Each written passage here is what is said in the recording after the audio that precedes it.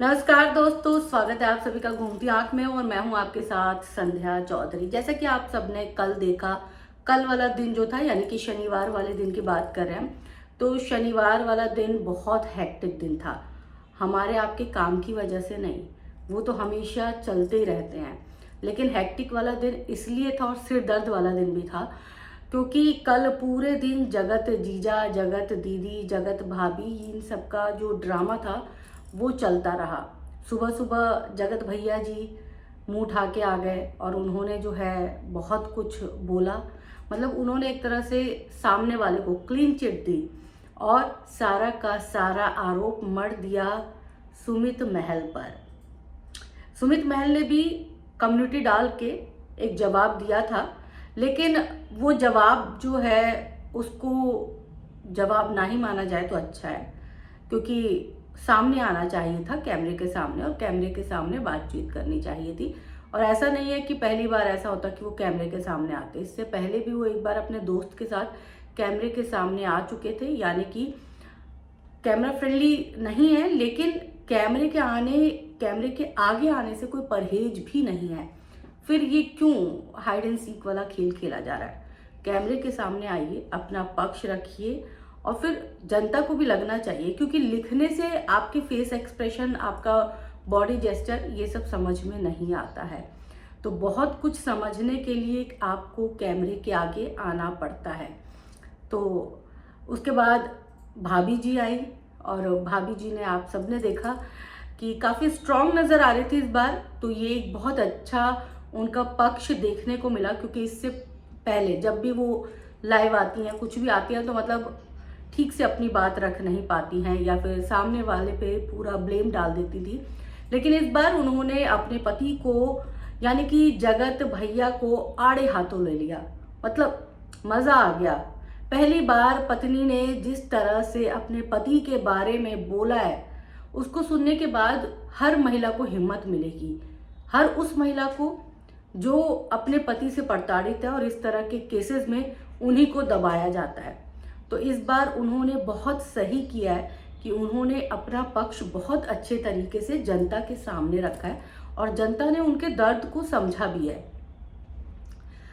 फिर उसके बाद शाम होते होते जगत दीदी भी लाइव आई और जगत दीदी, जैसा कि सबको पता था, जगत दीदी तो सॉरी नहीं बोलने वाली हैं, बिल्कुल भी नहीं बोलने वाली हैं।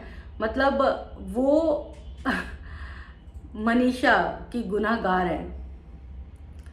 अब वो क्या है कि मिट्टी डालो पिछली बातों को। मैं अब नहीं कर रही हूँ ना बात, देखो बातें तो बहुत पहले बिगड़ गई थी।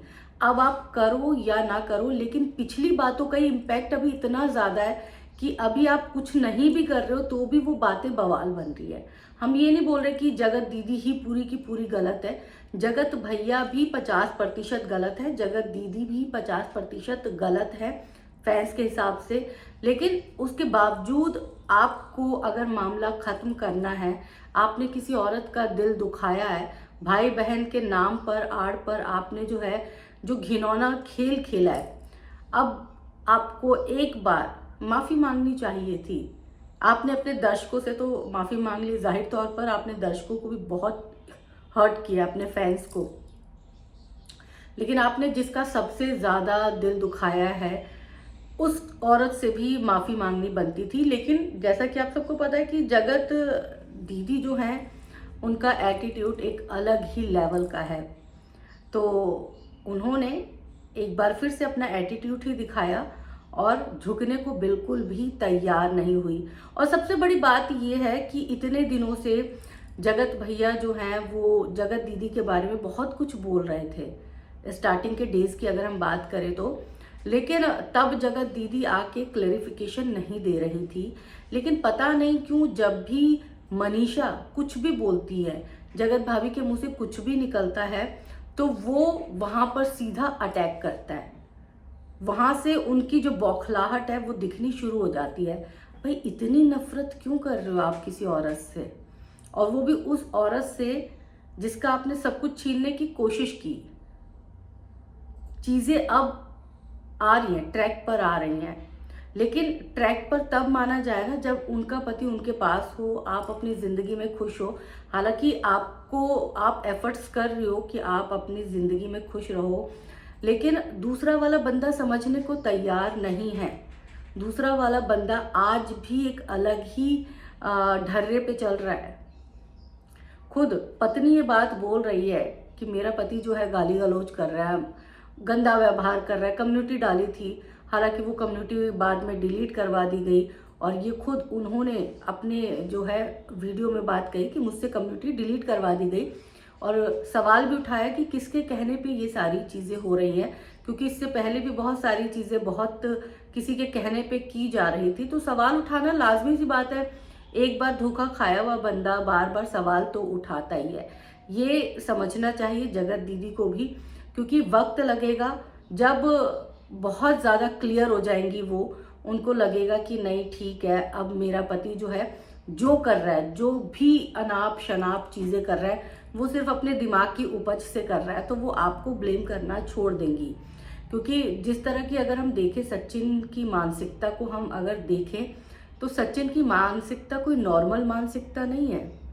सचिन एक बहुत ही मझा हुआ शातिर इंसान प्रतीत होता है, ऐसा लगता है उसको देख के, क्योंकि वो कब क्या कर जाए वो कहा नहीं जा सकता।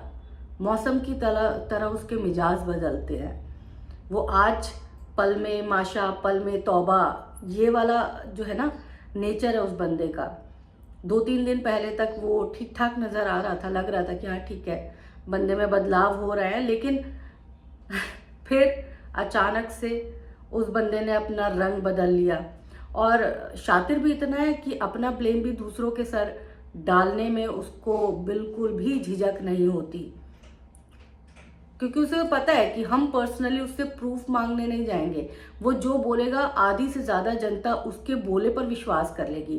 खैर, हमें तो उसके बोले पर कोई विश्वास नहीं है, और बहुत सारे फैंस ऐसे भी हैं जिनको अब सचिन पर से विश्वास उठ चुका है।